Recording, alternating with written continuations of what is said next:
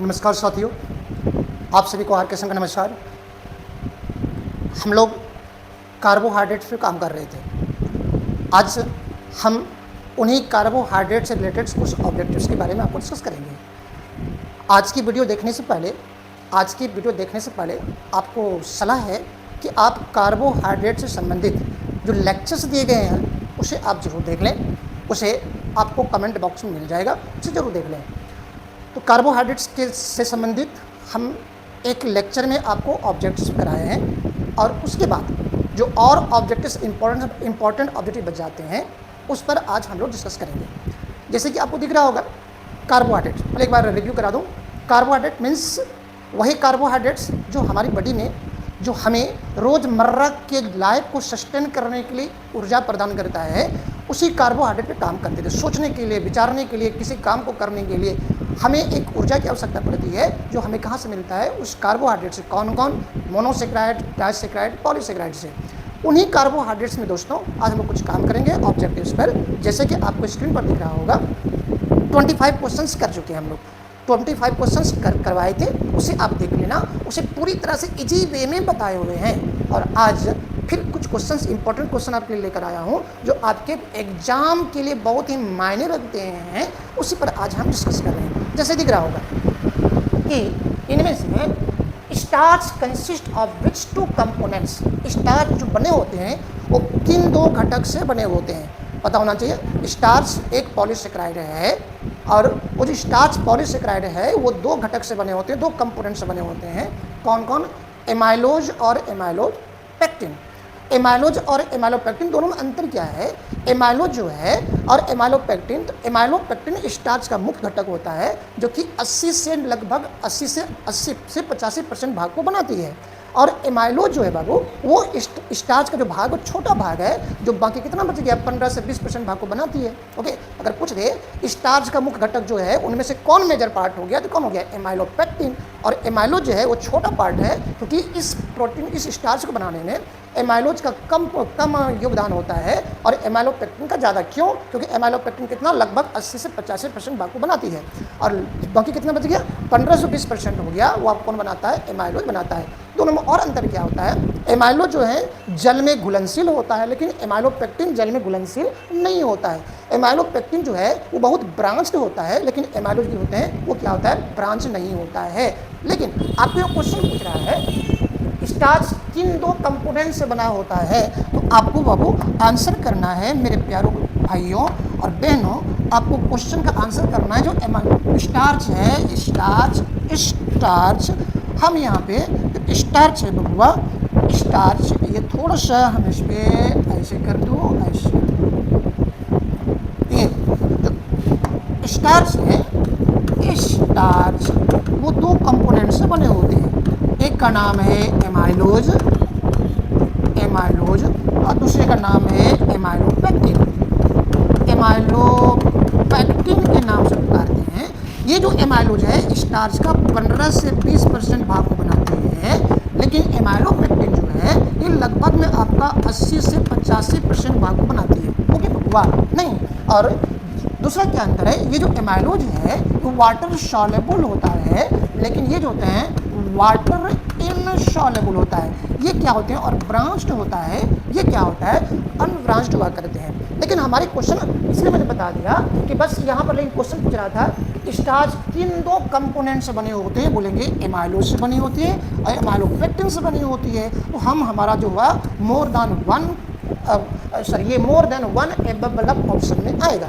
अब सवाल आता है तो सर सेलुलोज क्या है? सही बात है, सेलुलोज भी हमारा क्या है? सेलुलोज जो है वो भी पॉलीसेक्राइड है। स्टार्च पॉलीसेक्राइड था, ओके, और सेलुलोज भी पॉलीसेक्राइड है। और ये क्या करता है?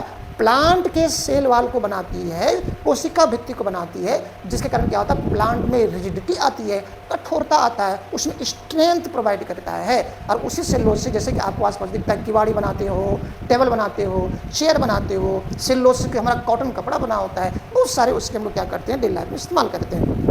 चलो हमारा हो गया सेलुलोज, हो गया ग्लाइकोजन। ग्लाइकोजन भी क्या हमारा एक पॉलीसेक्राइड्स हैं, लेकिन जो ग्लाइकोजन है इसकी संरचना ध्यान रखना, इसकी ग्लाइकोजन की संरचना इस स्टार्च के एमाइलोपेक्टिन से मिलता है।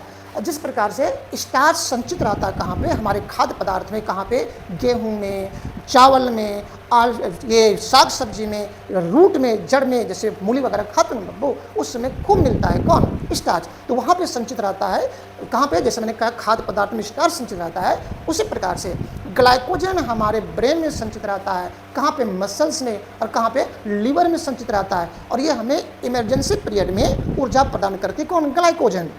जिस प्रकार से स्टार्च ऊर्जा प्रदान करती है खाद्य पदार्थ के रूप में जहाँ पर संचित रहता है उसे हम लोग खाते हैं, उसी प्रकार से ग्लाइकोजन भी संचित रहता है कहाँ पे, एनिमल में, कहाँ बाबू, ब्रेन में, कहाँ पे, मसल्स में, कहाँ, लीवर में। इसलिए हम लोग ग्लाइकोजन को जंतु स्टार्च के नाम से भी पुकारते हैं। हमने आपको इन्फॉर्मेशन दिया, बट क्वेश्चन कहाँ था हमारा, कौन स्टार्च के कंपोनेंट हैं, तो बोलेंगे कौन कौन है, एमाइलोज एंड एमाइलोपेक्टिन। ओके, अच्छा, अब इसी के आधारित हमारा नेक्स्ट क्वेश्चन है, स्टार्च का वाटर सॉल्युबल कंपोनेंट कौन सा है, which is water soluble component of starch. कौन मारोगे आप, मारना एमाइलोज। कौन मारना, amylose. This is amylose is water soluble component of starch. Amylopectin water insoluble हुआ करता है। ओके, अच्छा, फिर नेक्स्ट क्या बाबू, देखो एमाइलोपेक्टिन तो देख लिए, सेलुलोज तो हमारे स्टार्च का पार्ट है नहीं, ग्लाइकोजन स्टार्च का पार्ट है नहीं। हमारा क्वेश्चन स्टार्च का था, इसमें जितने भी सब हैं आपका क्या है, पॉलीसेकेराइड है, बट क्वेश्चन क्या हमारा स्टार्च का पार्ट है। ओके, देखो फिर क्वेश्चन है, which starch component is branched and make up about 80 to 85%। Starch का ब्रांच्ड कंपोनेंट कौन है जो कि 80 से 85% उसके भाग को बनाती है, तो हम कहेंगे अरे बबुआ वो कौन है, एमाइलोपेक्टिनमा है। कौन है वो, हमारा एमाइलोपेक्टिनमा है। ओके ओके, क्लियर, एकदम सिंपल सब क्वेश्चन है, बट क्वेश्चन तब सिंपल बनेंगे जब उसकी जानकारी आपको पहले से हो जाए। तो मैं रिपीट कर रहा हूँ, चीज़ें आसान तब बनता है जब उसके बारे में आपको जानकारी पूरी तरह से क्रिस्टल क्लियर हो। तो अगर जानकारी नहीं हो तो आसान क्वेश्चन भी क्या हो जाते हैं, टफ लगते हैं। और याद रखना, आसान क्वेश्चन हमेशा धोखा देती है जानकारी के अभाव के कारण। तो हमारे पास यहाँ पे जो स्टार्च संबंधित क्वेश्चन था, तो हमने कहा एमाइलोपेक्टिन जो है क्या ब्रांच्ड पार्ट है किसका बाबू, आपका किसका किसका, स्टार्च का। ओके, आ जाओ, एमाइलोज तो देख लिए, सेलुलोज हमारा है, बट स्टार्च पार्ट इनुलिन जो है इसका हम डिस्कस किए भी थे। इनुलिन भी क्या है, हमारा पॉलीसेकेराइड्स हैं, और ये हमें क्या करता है, जो हमारे पेट में, स्टोमक में गुड बैक्टीरिया है उसे क्या करता है, न्यूट्रिशन प्रोवाइड करता है। कौन बाबू, इनुलिन के बारे में डिस्कस किए हैं, आप जाकर देख लेना कहाँ पे, जो जब हम लोग कार्बोहाइड्रेट्स का लेक्चर बताए थे तो उस पर जाकर देख लेना, बताए सब कुछ डिटेल से बताए हुए। ठीक है, ओके, अच्छा, नेक्स्ट क्वेश्चन है ग्लाइकोजन कहाँ पाया जाता है। अभी मैंने डिस्कस किया था, ग्लाइकोजन एक पॉलीसेकेराइड से है। ओके, और ये कहाँ पर संचित रहता है, हमारे लिवर में, हमारी मसल्स में, और हमारे कहाँ पे, कहाँ बाबू, कहाँ पे, ब्रेन में संचित रहता है। ठीक है, और इस ग्लाइकोजन की संरचना किससे मिलती है, स्टार्च के एमाइलोपेक्टिन से होता है। और जिस प्रकार से स्टार्च हमारी बॉडी में हमें ऊर्जा प्रदान करती है, उसी प्रकार से ये जो ग्लाइकोजन है जंतु में जहाँ स्टार्च जो जंतु में हमें ये संचित रहता है, वो क्या करते हैं, ऊर्जा प्रदान करता है। कब, इमरजेंसी पीरियड में। इमरजेंसी पीरियड क्या हुआ, किसी का एक्सीडेंट हो गया, नहीं बहुत दिनों से बीमार पड़ा हुआ है, बहुत दिन से भूख हड़ताल पर है, उपवास किया हुआ है, उसमें ऊर्जा की हमें आवश्यकता पड़ती है। और जब ऊर्जा की आवश्यकता पड़ेगी तो खाना वगैरह अगर नहीं खा पा रहे हैं तो हमारी बॉडी में जो ये छुपे स्तंभ है कौन, ग्लाइकोजन, उसमें टूटेगा और आपको ग्लूकोज के रूप में ऊर्जा प्रदान करती है। तो संचित कौन रहा हमारी बॉडी में, ग्लाइकोजन। इसको क्या बोलते हैं हम लोग, जंतु स्टार्च, एनिमल स्टार्च के रूप में जानते हैं। देखो क्वेश्चन है, where is glycogen found, glycogen कहाँ पाया जाता है, तो कहाँ पे, लिवर में, बिल्कुल सही, मसल्स में, बिल्कुल सही, ब्रेन में, बिल्कुल सही, लिप्स में नहीं बाबू, पत्तियों में नहीं रहता ग्लाइकोजन। याद रखना, एनिमल जंतु स्टार्च है, जंतु में संचित रहता है। कहाँ पे, जंतु में। तो हम कहेंगे हमारा ऑप्शन है मोर देन वन टाइप के क्वेश्चन आंसर में आएगा। एनी प्रॉब्लम नहीं, बिल्कुल सिंपल क्वेश्चन है, बस बशर्ते की जानकारी आपको होनी चाहिए। ओके, नेक्स्ट क्वेश्चन है, फिर देखो, which statements about cellulose are correct. Cellulose के बारे में कौन से करेक्ट स्टेटमेंट है। सेलुलोज, वही सेलुलोज जो कि बड़े बड़े कार्बोहाइड्रेट्स होते हैं, कई मोनोसेक्राइड से मिलकर बने होते हैं। किसे? कई मोनोसेक्राइड से मिलकर बने होते हैं, और कई मोनोसेक्राइड से मिलकर बनेंगे तो उसे हम क्या बोलेंगे? आप क्या बहुलक के रूप में है, पॉलीमर के फॉर्म में है। आप यहाँ पर देखो, और वही सेलुलोज क्या करता है? कोशिका भित्ति को बनाती है। अब आप यहाँ पर देख लो सेलुलोज के बारे में कौन से कथन सही है? It occurs exclusively in plant, ये विशेष रूप से पौधों में पाया जाता है। बिल्कुल राइट, शेल वाल बनाती है। ओके, कोशिका भित्ति को बनाती है। दूसरा ये सही हो गया। ओके बबुआ, it is the predominant constituent of plant cell वाले, पौधों की कोशिका भित्ति की है। बिल्कुल वही बात है। ओके, कोशिका भित्ति का मुख्य घटक है। बिल्कुल सही बात है। It is straight chain polysaccharides of beta glucose. याद रखना बाबू, देखो स्टार्च, अब स्टार्च, STARच स्टार्च, और दूसरा कौन है? सेलुलोज। ओके, एक और कौन था? ग्लाइकोजन। सब पॉलीसेक्राइड है। पॉलीसेक्राइड मीन्स कई मोनोसेक्राइड से मिलकर बने होते हैं, इसलिए हम लोग पॉलीसेक्राइड को पॉलीमर भी बोलते हैं, बहुलक भी बोलते हैं। जिनमें से स्टार्च भी कई मोनोसेक्राइड से बना होगा, सेलुलोज बना होगा, ग्लाइकोजन बना होगा। जिनमें जो स्टार्च जो बने होते हैं बाबू, याद रखना, ठीक है, किससे बने होते हैं? अल्फा ग्लूकोज के मोनोसेक्राइड से बने होते हैं। सेलुलोज जो बने होते हैं वो बीटा ग्लूकोज के मोनोसेक्राइड से बने होते हैं। ओके, और ग्लाइकोजन जो बने होते हैं कई ग्लूकोज के मॉलिक्यूल से बने होते हैं। तो अब नेक्स्ट ऑप्शन पढ़ लो, ग्लूकोज, जिसका नाम होता है ग्लूकोज। ग्लूकोज मीन्स ग्लूकोज बाबू, glucose means alpha glucose, beta glucose. Starch किससे बना होता है? अल्फा ग्लूकोज से। सेलुलोज किससे बना होता है? बीटा ग्लूकोज से। और ग्लाइकोजन किससे बना होता है? ग्लूकोज से बना होता है। अब देख लो तीसरा option, it is straight chain polysaccharide of beta glucose unit. Beta glucose unit से बने होते हैं क्या? बिल्कुल सही बात है। या बीटा डी ग्लूकोज, देखो ये जो ग्लूकोज है ना, अल्फा, एक्चुअली में ग्लूकोज का जो मेन नाम होता है डी प्लस ग्लूकोज। क्या नाम होता है? डी। इस प्रकार से लिखते हैं हम लोग, इस प्रकार से ग्लूकोज का मेन नाम तो डी प्लस ग्लूकोज के नाम से पुकारते हैं। एक करेक्ट नाम होता है किसका? ग्लूकोज का। ओके, तो देखो तो डी हम लोग बार बार इस्तेमाल नहीं करते हैं, इसलिए आपको डी पर हमने वर्ड को छोड़ रखा था। अल्फा, देखो अल्फा डी ग्लूकोज कह सकते हो किसके? स्टार्च का। बीटा डी ग्लूकोज कह सकते हो स्टार्च का। एक्चुअली में ग्लूकोज का मुख्य नाम हुआ करता है डी ग्लूकोज। क्या बाबू? D glucose. डी को हम लोग बार बार उच्चारण में नहीं इस्तेमाल करते हैं। तो कौन सा? Beta glucose. बीटा में कौन सा? Beta D glucose. याद रखना, बीटा डी ग्लूकोज इकाइयों का सीधी श्रृंखला वाला बहु शर्करा है। नहीं, it is straight chain polysaccharide और बीटा ग्लूकोज। सही बात है, ये बीटा ग्लूकोज से बने होते हैं। ओके, कई बीटा ग्लूकोज यूनिट्स बनेंगे, मिलेंगे, तब क्या बनेगा हमारा? अब क्या बनेगा? सेलुलोज बनेगा। फिर से रिपीट कर रहा हूँ, स्टार्च कौन कौन था? सेलुलोज था, सॉरी स्टार्च में कौन कौन है बाबू? सॉरी स्टार्च कहते हैं पॉलीसेक्राइड में सेलुलोज है, स्टार्च है, ग्लाइकोजन है। सेलुलोज किससे बना होता है? बीटा डी ग्लूकोज से। स्टार्च किससे?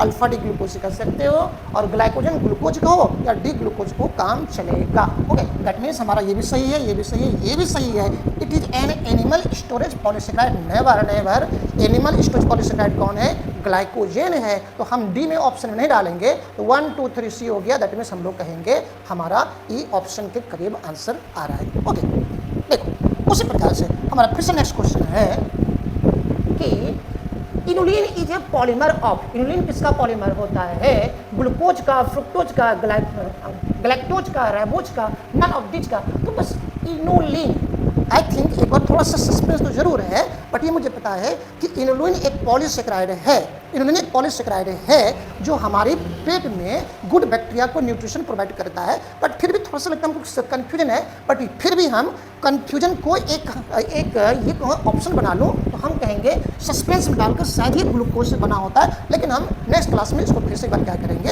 आपको क्लियर कर देंगे। थोड़ा सा डाउट्स पड़ रहा है कि कौन से मोनोसेक्राइड से बने होते हैं, बट ये तो तय है कि इनुलिन एक पॉलीसेक्राइड है जो हमारे जो पेट में बैक्टीरिया हैं, गुड और बैड दो प्रकार के बैक्टीरिया होते हैं। गुड बैक्टीरिया उसे बोलते हैं जो हमें फायदा पहुंचाता है। तो गुड बैक्टीरिया को यही इनुलिन क्या करता है? न्यूट्रिशन प्रोवाइड करता है। इतना तो कन्फर्म है, बट वो किससे बने होते हैं थोड़ा सा क्लियर कर देंगे नेक्स्ट क्लास में। शायद आई थिंक वो ग्लूकोज से बने होते हैं। ओके, नेक्स्ट क्लास में, नेक्स्ट लेक्चर में से हम आपको क्लियर कर देंगे। आ जाओ अगला है, which aldopentose are present in nucleic acid. देखो बाबू, nucleic acid NuClES, nucleic acid की जैसे मैं बात करता हूँ तो हमें दो प्रकार की बात आएंगे। कौन? RNA and DNA ribonucleic acid and deoxy ribonucleic acid. और जब ribonucleic acid that means RNA हो या डीएनए हो, पता होना चाहिए कि आरएनए डीएनए ये चाहिए हो ये हो, तीन प्रकार के घटक से बने होते हैं। कौन कौन पता होना चाहिए, कौन कौन हो? एक होता है थोड़ा सा डीएनए आरएनए, चलो यहाँ पे क्लियर करता हूँ, ये न्यूक्लियोटाइड से बने होते हैं और डीएनए भी क्या होते हैं? न्यूक्लियोटाइड से बने होते हैं। अंतर यही है, आरएनए के न्यूक्लियोटाइड को बोलेंगे राइबोन्यूक्लियोटाइड और डीएनए के न्यूक्लियोटाइड को बोलेंगे डीऑक्सी राइबोन्यूक्लियोटाइड बोलेंगे।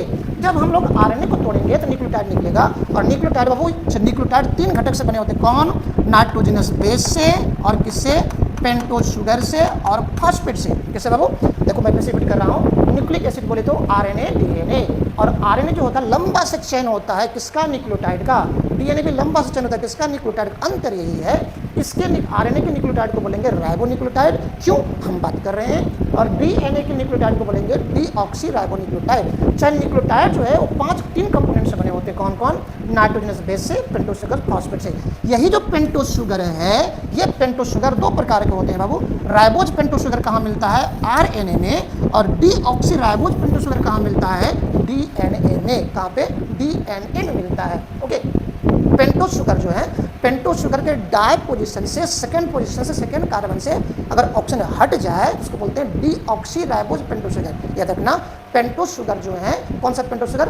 Ribose pentose sugar. अगर उसके सेकेंड कार्बन से ऑक्सीजन हट जाए तो उसको बोलते हैं डीऑक्सी राइबोज पेंटोज शुगर बोलते हैं। तो डीएनए में चाहे आरएनए हो डीएनए हो सभी में पेंटोज शुगर मिलेगा, लेकिन आरएनए में कौन सा बाबू? राइबोज पेंटोज शुगर, और डीएनए में डीऑक्सी राइबोज पेंटोज शुगर मिलेगा। अब आप ऑप्शन ढूंढ लो। न्यूक्लिक एसिड, न्यूक्लिक एसिड में प्रेजेंट एल्डोज पेंटोज शुगर कौन सा है? हम बोलेंगे ribose pentose sugar, deoxy ribose pentose sugar. Okay बाबू, न्यूक्लिक एसिड है ना, तो न्यूक्लिक एसिड में हमारा दोनों है। कौन है? राइबोज पेंटोज शुगर, और कौन सा? 2 डीऑक्सी राइबोज पेंटोज शुगर हमारा कौन है? Ribose pentose. राइबोज है, डीऑक्सी राइबोज बिल्कुल नहीं, डीऑक्सी राइबोज शुगर है and D ribose pentose sugar, deoxy ribose pentose sugar. वही हमारा डीएनए की बात हुई, ये हमारा कौन हो गया? आरएनए का बात हो गया। ओके, नेक्स्ट क्वेश्चन है, नेक्स्ट क्वेश्चन है which statements about glucose are correct? Glucose के संबंध में कौन सा कथन सही है? ग्लूकोज, ग्लूकोज बोले तो मोनोसेक्राइड, जितना भी ग्लूकोज है, ग्लूकोज बोले तो मोनोसेक्राइड। ग्लूकोज क्या होते हैं? स्वाद में मीठा होता है। क्या बोलेंगे इसको हम लोग? शुगर बोलेंगे, शर्करा बोलेंगे। ये कैसा शुगर है? हम बोलेंगे कैसा? वो रिड्यूसिंग नॉन रिड्यूसिंग शुगर है तो बोलेंगे रिड्यूसिंग शुगर है। अब इसके बारे में देख लो कौन से हमारे पास इसमें ऑप्शन आ रहे हैं। हाँ, और एक बात मैंने बोल दिया, ग्लूकोज, ग्लूकोज और फ्रुक्टोज। ग्लूकोज में कौन सा ग्रुप मिलता है? एल्डिहाइड ग्रुप मिलता है। फ्रुक्टोज में कौन सा ग्रुप मिलता है? कीटोनिक ग्रुप मिलता है। तो अब आप यहाँ पे देख लो ग्लूकोज में क्या क्या कह रहा है। इन ग्लूकोज के बाबू C6H12O6, इसका फोटो बनाओगे 1 2 3 4 5 6, जिनमें से पहला कार्बन एल्डिहाइड ग्रुप मिलता है। अब बाकी पर क्या मिलते हैं? हाइड्रोक्सी ग्रुप मिला करते हैं। ओके, हाइड्रोक्सी ग्रुप मिला करते हैं। तो आप देख लो कौन सा है? It is an aldose hexose sugar. देखो बाबू कितने कार्बन है? 6 कार्बन है। 6 कार्बन वाला शुगर को बोलेंगे हेक्सो शुगर, 5 कार्बन वाला को बोलते हैं पेंटोज शुगर, 4 कार्बन वाले को बोलते हैं टेट्रोज शुगर, 3 कार्बन वाले को बोलते हैं ट्रायोज शुगर, और 3 से कम होता नहीं है। तो ग्लूकोज हेक्सो शुगर है, बिल्कुल सही है। Glucose it is N hexo sugar, बिल्कुल हेक्सो शुगर है। चूंकि एल्डिहाइड ग्रुप मिल रहा है तो बोलेंगे एल्डोज हेक्सो शुगर है, बिल्कुल सही है।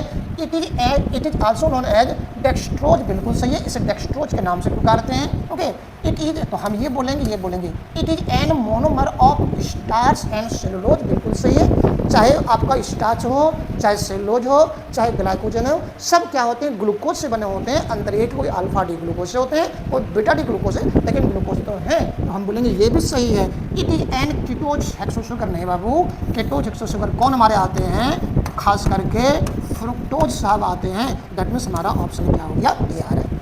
ओके, इतना ऑप्शन नंबर, दैट मीन्स हम मानेंगे ए भी सही होगा, बी भी सही होगा, सी भी सही होंगे। दैट मीन्स हमारा ऑप्शन आएगा मोर देन 1 टाइप के ऑप्शन में आएंगे। ओके, 33 के बाद एक और क्वेश्चन देख लेते हैं। 34 है फ्रुक्टोज के बारे में कौन से कथन सत्य है? फ्रुक्टोज, ये बाबू C6H12O6 हो ओके, फ्रुक्टोज कहाँ मिलता है? फ्रूट में, मेनली फ्रूट में मिलता है, लेकिन याद रखना जो पका हुआ अंगूर है उसमें ग्लूकोज पर्याप्त मिलता है, इसलिए क्या बोलते हैं इसलिए हम ग्रेप, इसको क्या बोलते हैं? ग्लूकोज को ग्रेप शुगर भी बोलते हैं। क्या बोलते हैं? Grape sugar. लेकिन मेनली और फ्रूट्स की बात करूँ, उस फ्रूट्स में कौन सा मिलता है? फ्रुक्टोज मिलता है। याद रखना, फ्रूट्स में फ्रुक्टोज, फ्रूट में फ्रुक्टोज। फार्मूला C6H12O6, जो कि चीनी मीठा है तो नाम देंगे शुगर, 6 कार्बन का है, बोलेंगे हेक्सो शुगर के नाम से पुकारेंगे। अगर इसका फोटो बनाओ, 1 कार्बन, 2 कार्बन, 3, 4, 5, 6, जो सेकेंड कार्बन है, सेकेंड कार्बन जो है बबुआ, सेकेंड कार्बन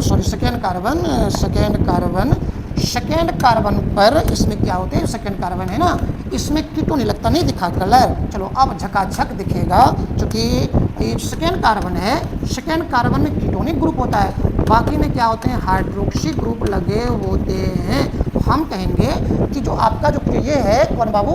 फ्रुक्टोज, वो कीटोनिक हेक्सो शुगर है, और इसे हम फ्रूट शुगर के नाम से भी पुकारेंगे। ओके, किससे निकालेंगे? फ्रूट्स में मिलता है तो फ्रूट शुगर भी बोलेंगे। इट इज कीटोज हेक्सो शुगर, बिल्कुल राइट, सही बात है। It is found in fruit and honey, बिल्कुल बाबू, हनी में खूब मिलता है। हनी जो हमारी है, हनी चूंकि फ्रुक्टोज एक नेचुरल स्वीटनर है, सबसे ज़्यादा मीठा लगने वाला नेचुरल स्वीटनर है, और हनी में ये पर्याप्त मात्रा में मिलते हैं। मैंने नहीं कहा कि ग्लूकोज नहीं मिलता है, लेकिन अगर हम मोर की बात करूँ, इंस्टेंट अमाउंट में बात करूँ, तो हमारा उसमें जो कौन मिलता है? फ्रुक्टोज मिलता है। किसमें? हनी में। ओके, तो हम कहेंगे हमारा जो ऑप्शन है, it is found in fruit and honey, बिल्कुल right. It is a natural monosaccharide, बिल्कुल बाबू, मोनोसेक्राइड के अंतर्गत आते हैं। तो हम कहेंगे हमारा ये भी ऑप्शन सही हुआ, ये भी हुआ। It is an aldose hexose sugar, बिल्कुल नहीं, कीटोज हेक्सो शुगर हुआ करते हैं, एल्डोज नहीं होते हैं, एल्डिहाइड ग्रुप नहीं मिलता, कीटोज ग्रुप मिलता है। Any problem? They are primary product by plants, बिल्कुल राइट, ये सही है, आपका ऑप्शन सही जा रहा है। तो हम कहेंगे ये मेरा ऑप्शन पूरी तरह से सही जा रहा है। ओके, फिर कहता है they are a very large group of naturally occurring organic substance, जितने भी कार्बोहाइड्रेट्स है सब क्या ऑर्गेनिक सब्सटेंस है। ओके, जब बट ये कह रहा है very large group of naturally occurring कौन है? प्लांट है। दुनिया में ज्यादा पॉपुलेशन किसकी है? प्लांट की है। प्लांट का सेल वाल किसका बना होता है? सेलुलोज का। सेलुलोज क्या है बाबू? एक ऑर्गेनिक सब्सटेंस है, नेचुरली अकरिंग सब्सटेंस है। फिर हम कहेंगे कि हमारा ऑप्शन भी क्या है? सही, पूरी तरह से ये प्राकृतिक रूप में पाए जाने वाले कार्बनिक अणु का एक बहुत बड़ा समूह है सेलुलोज। ओके, फिर many have general formula of CxH2Y। Okay, ये फार्मूला है ये बाबू, CX है, CX है, हमने इसको देखो ये यहाँ से आ गया, फिर से एक बार रिपीट कर रहा हूँ, CX इस प्रकार से फार्मूला है, CX ये बब्बा देखो यहाँ पे ये वाला फार्मूला है, और H2O, यदि x का वैल्यू 6 रखो और y का वैल्यू 6 रखो तो क्या बनेगा? रख कर देखो, रखोगे C6 आएगा, और यहाँ पर रखोगे x 6 रखोगे, y 6 रखोगे, हाइड्रोजन कितना हो जाएगा? C6H12, और वो कितना हो जाएगा? 6 हो जाएगा, जो कि कार्बोहाइड्रेट्स बन रहा है। और इसी कौन सा कार्बोहाइड्रेट है हमारा? या तो ग्लूकोज है, या तो फ्रुक्टोज है, या तो गैलेक्टोज है, हेक्सो शुगर के से। तो जनरली कार्बोहाइड्रेट का जनरल फॉर्मूला क्या होता है? CxH2 का होल y, जहाँ पर x और y अलग अलग कैटेगरी में आ सकता है, बट इस फॉर्मूला पे इस पर अगर मैं x और y का मान रखूँ, जो मन सो रख दो, तो हमें ऑलवेज कार्बोहाइड्रेट्स नहीं बनते, एक स्टैंडर्ड फॉर्म में जाके बनता है। ठीक है, हम कहेंगे फिर ये हमारा ऑप्शन है, एवरी कंपाउंड फिटिंग इतना इज नेसेसरी कार्बोहाइड्रेट, बिल्कुल बाबू ऐसा नहीं है, कोई भी कंपोनेंट इसमें फिट कर जाए तो कार्बोहाइड्रेट्स नहीं आएंगे, ऐसा नहीं होता है। तो हम कहेंगे हमारा ऑप्शन कहाँ आएगा? मोर देन 1 आएगा। ओके, एक कितना प्यारा सा क्वेश्चन था, जिसके मैंने आपके सामने में डिलीवर किया। फिर अगला क्वेश्चन है, which compounds are common examples of carbohydrate according to NCERT? यार ये NCERT क्या सबकी आर्ट वही है? नहीं, NCERT के अनुसार कौन सी है जी? बिल्कुल, फिर कार्बोहाइड्रेट है क्या? कार्बोहाइड्रेट्स क्या है? वो कार्बोहाइड्रेट्स आर एल्डिहाइड और कीटोन having कौन सा? वो hydroxy group, and but they must have chiral carbon atom, कम से कम एक कायरल कार्बन एटम होनी चाहिए, उसमें एल्डिहाइड ग्रुप या फिर कीटोनिक ग्रुप होना चाहिए और हाइड्रोक्सी ग्रुप होना चाहिए। उसी को हम लोग क्या कहते हैं? कार्बोहाइड्रेट्स कहते हैं। कार्बोहाइड्रेट्स क्या है, पॉलीहाइड्रोक्सी एल्डिहाइड और कीटोन होते हैं, जिसमें कि कम से कम एक कायरल कार्बन एटम होना चाहिए। अब कोई कायरल को चिरल भी बोलता है, बट हम कहते हैं कायरल, ओके, क्या बोलते हैं वो, कायरल कार्बन एटम कहते हैं, कोई चिरल भी बोलता है, ठीक है। तो देखो यहाँ पर क्या है, कहता है कैन शुगर, बिल्कुल कैन शुगर हमारा जो C12 है, C12 है H22O11, सब सुक्रोज कहते हैं, सुक्रोज के नाम से पुकार दो, केमिकल नाम हुआ और कॉमन नाम हुआ कैन शुगर हुआ। ग्लूकोज बिल्कुल C6H12O6, ये भी हमारा क्या है, कार्बोहाइड्रेट्स हैं, ओके। स्टार्च बिल्कुल बाबू, ये कौन सा कार्बोहाइड्रेट है, हमारा पॉलीसेकेराइड है। ग्लूकोज क्या है, मोनोसेकेराइड है। कैन शुगर क्या है, डाइसेकेराइड की श्रेणी में आता है। एसिटिक एसिड बाबू, ये हमारा एसिटिक एसिड है CH3COOH, इसमें हमारा जो COH है ये एसिडिक ग्रुप है, एसिडिक ग्रुप है बाबू, ये हाइड्रोक्सी ग्रुप नहीं होता, ये जो हाइड्रोक्सी ग्रुप है ये हमारा नहीं होता है ना। कार्बोहाइड्रेट्स होने के लिए उसमें हाइड्रोक्सी ग्रुप का होना जरूरी है। पहला एल्डिहाइड या कीटोन होना चाहिए, और कार्बोक्सिलिक एसिड क्या बाबू, एसिडिक ग्रुप है, पहला एल्डिहाइड कीटोन होना चाहिए, और साथ साथ उसमें हाइड्रोक्सी ग्रुप जरूर होना चाहिए, और इसके अलावा उसमें कम से कम एक कायरल कार्बन एटम होनी चाहिए। हम कहेंगे कि हमारा जो एसिटिक एसिड है ये कार्बोहाइड्रेट श्रेणी में नहीं आता, तो बोलेंगे मोर देन 1 वाला ऑप्शन में आएगा, ओके।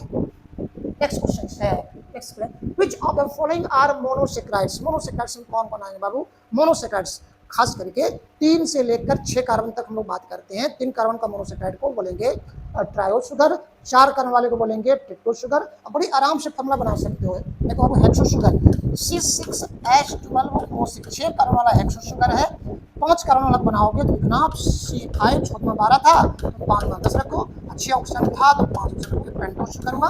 4 कार्बन वाला मोनोसेकेराइड बनाना चाहते हो 4 को रखो, कितना 12 था ना बाबू, यह ऑप्शन कितना में 4 गुना 8 आएंगे। और हमारा जो सॉरी पहले यहाँ पे आप इसे तो रखो, हाइड्रोजन तो रखो, हाइड्रोजन कितना आएगा 4 गुना 8 आएंगे, ऑप्शन कितना आएगा 4 आएगा। टेट्रो शुगर हुआ 3 कार्बन का 3 हो गया, 3 में 6 हुआ, ओके। ये 6 कार्बन का हेक्सो शुगर, 5 कार्बन का पेंटो शुगर, 4 कार्बन का टेट्रो शुगर, 3 कार्बन का ट्रायो शुगर। अब इसी में से किसी में एल्डिहाइड ग्रुप मिलेगा, किसी में कीटोनिक ग्रुप मिलेगा। अगर एल्डिहाइड ग्रुप मिले aldehydic hexo sugar, ketonic group मिले कीटोनिक हेक्सो शुगर, उसी प्रकार से पेंटो शुगर में अगर उसमें राइबोस एल्डिहाइडिक ग्रुप मिले एल्डिहाइड पेंटो शुगर, कीटोनिक ग्रुप मिले तो कीटोनिक पेंटो शुगर, उसी प्रकार से सब में मिलेगा। और 3 से कम कार्बन वाला कोई मोनोसेकेराइड्स होता नहीं है, ओके। अब देख लो 6 वाला में मुख्यतः कौन को मिलेगा, ग्लूकोज मिलता है, फ्रुक्टोज मिलता है, गैलेक्टोज मिलता है, ओके बाबू। कौन कौन, खास करके 3 को याद रखना, ग्लूकोज, ग्लूकोज, गैलेक्टोज मिलता है। पेंटो शुगर में उसी प्रकार से हमारे पास आते हैं राइबोस शुगर, और कौन, डीऑक्सी राइबोस शुगर भी इस श्रेणी में आता है। देख लो आपके पास कौन है, कौन which of the following are monosaccharide, कौन मोनोसेकेराइड, ग्लूकोज है बिल्कुल है, फ्रुक्टोज है बिल्कुल है, राइबोज है बिल्कुल है, लेक्टोज बाबू ये हमारा मोनोसेकेराइड नहीं है, ये कौन है, डाइसेकेराइड है। कौन है, डाइसेकेराइड, क्यों, क्योंकि इसका जल अपघटन होता है, हाइड्रोलाइसिस होता है, तो ग्लूकोज और गैलेक्टोज को तोड़ती है। और याद रखना जितने भी डाइसेकेराइड है या पॉलीसेकेराइड सब क्या होते हैं, एक ऑक्साइड बॉन्ड से बंधे होते हैं, इसको हम कहते हैं ग्लाइकोसाइडिक लिंकेज बोलेंगे। और यही लैक्टोज है जो मिल्क में खूब मिलता है, मिल्क मीठी लगती है, इसी लैक्टोज कारण इसे कहते हैं, लैक्टोज को क्या बोलते हैं, मिल्क शुगर बोलते हैं, दुग्ध शर्करा के नाम से पुकारते हैं। बट क्वेश्चन से मोनोसेकेराइड कौन है, ये है ग्लूकोज। ग्लूकोज कहाँ पे, ब्लड में, ब्लड शुगर, ग्रेप में ग्रेप शुगर, इसको हम लोग हेक्सो शुगर तो बोलवे करेंगे, साथ में डेक्सट्रोज के भी नाम से पुकारते हैं।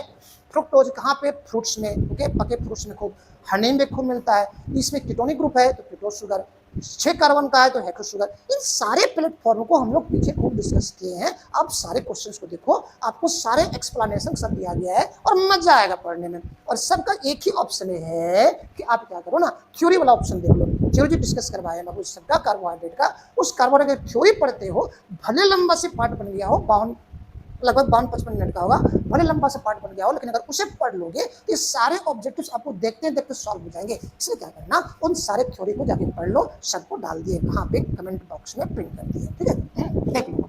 इसमें आ जाओ तो हमारे पास मोर देन 1 ऑप्शंस आएंगे। फिर देखो क्वेश्चन है, निम्नलिखित में कौन डाइसेकेराइड्स है, which of the following are disaccharides, खास करके 3 याद रखना, कौन कौन, माल, कौन कौन रखोगे बबुआ याद, कौन कौन रखना, एक रखना सुक्रोज, सुक्रोज, एक रखना माल्टोज, माल्टोज, और एक रखना लैक्टोज। ओके, सब डाइसैकेराइड है।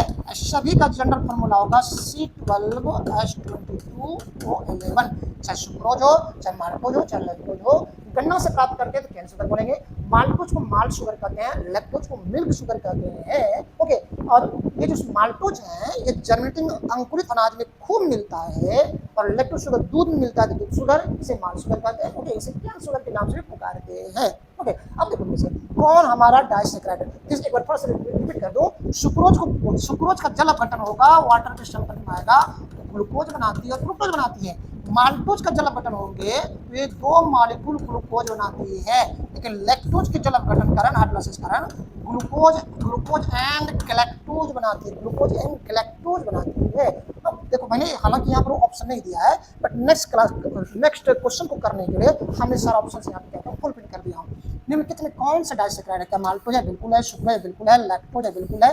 ग्लूकोज नहीं बाबू, ये हमारा मोनोसेक्राइड है। दैट मीन्स हमारा इस सारे ऑप्शंस आएंगे। नेक्स्ट क्वेश्चन देखो, क्वेश्चन है माल्टोज के बारे में कौन से कथन सत्य है? It is composed of 2 alpha D glucose and 2 alpha D glucose. Okay, देखो बाबू अभी मैंने कहा था माल्टोज जल अपघटित होकर 2 मॉलिक्यूल ग्लूकोज प्रोड्यूस करती है, और ग्लूकोज का मुख्य नाम कहता है डी ग्लूकोज होता है। तो सब दिमाग से निकाल दो, सीधे कहना कि ग्लूकोज बनाता है। ग्लूकोज देखो कौन सा 2 यूनिट ग्लूकोज बनाती है, बिल्कुल सही बात है, मैंने अभी कहा था बाबू माल्टोज जल अपघटित होकर 2 मॉलिक्यूल ग्लूकोज बनाती है। ये डी और अल्फा के चक्कर में इस समय नहीं पड़ना, बस ग्लूकोज दिख जाए माल्टोज को। ठीक है, देखो इट इज रिड्यूसिंग शुगर, याद रखना बाबू। मोनोसेक्राइड डाइसैकेराइड, जितने मोनोसेक्राइड्स हैं सब रिड्यूसिंग शुगर है, अपचयी शर्करा है। जितने भी डाइसैकेराइड है सारे के सारे क्या है, वो भी अपचयी शर्करा होते हैं, रिड्यूसिंग शुगर होता है। एक्सेप्शन एक याद रखना, कौन? सुक्रोज। सुक्रोज एक ऐसा डाइसैकेराइड है जो कि रिड्यूसिंग नहीं होता है, नॉन रिड्यूसिंग शुगर होता है, अपचयी नहीं होता है, अन अपचयी शर्करा के अंतर्गत आते हैं। तो देखो अब फिर क्वेश्चन है, ठीक है, it is a reducing sugar, बिल्कुल सही बात है। हमारा माल्टोज क्या है? रिड्यूसिंग शुगर है। It is found in germinating seed, बिल्कुल सही है। हम आपको भी मारेंगे, आपको भी मारेंगे, साथ में हमको तुमको भी ले चलेंगे सनम, कहाँ पर? सफलता की नैया में बैठ के गोता लगाने के लिए। चलो कहाँ पे? सफलता की नगरी में। It is A polysaccharide Babu, polysaccharide नहीं है। पॉलीसेक्राइड एक बहुलक है जो कई मोनोसेक्राइड से बने होते हैं। उसमें 3 खास 3 याद रखना, स्टार्च, ग्लाइकोजन एंड कौन बाबू? सेलुलोज। पॉलीसेक्राइड में है नहीं, तो हमारे पास आएगा, हम कहेंगे ये होगा, ये होगा, ये होगा, तो आपको भी ले चलेंगे ना जी।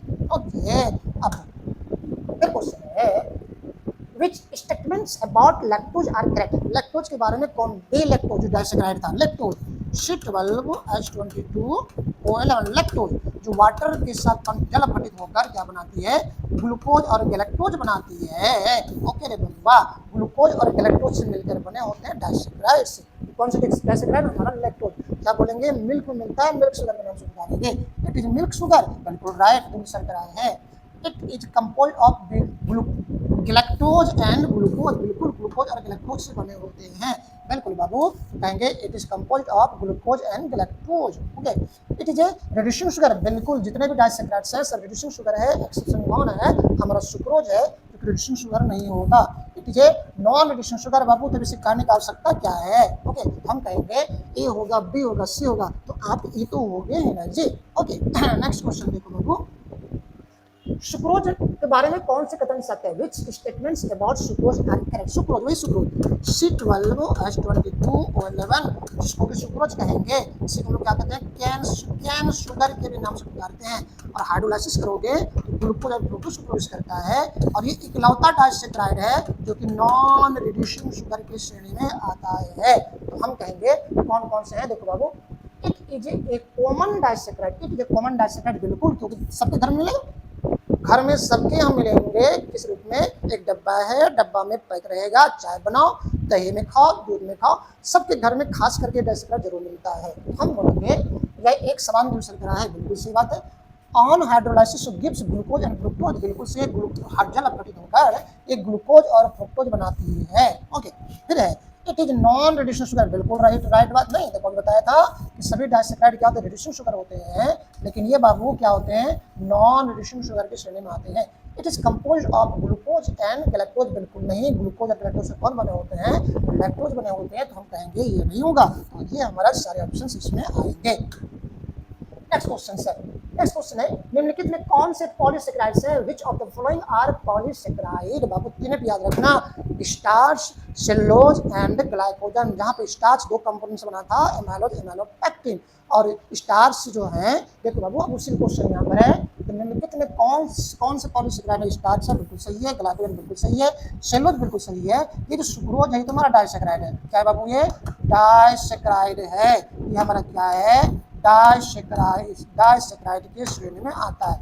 डाइसेकेराइड की श्रेणी में आता है तो हम कहेंगे ऑप्शन हमारा मोर देन 1 होगा। ओके, नेक्स्ट क्वेश्चन है प्यारा सा निम्नलिखित में कौन से स्टोरेज मॉलिक्यूल्स है? देखो बेटा स्टोरेज मॉलिक्यूल्स बोल दिया, ये नहीं बोलेगा कौन जंतु स्टार्च है, कौन प्लांट या फिर कौन प्लांट में स्टोरेज है। क्योंकि स्टोरेज है चाहे वो प्लांट में हो चाहे एनिमल में हो।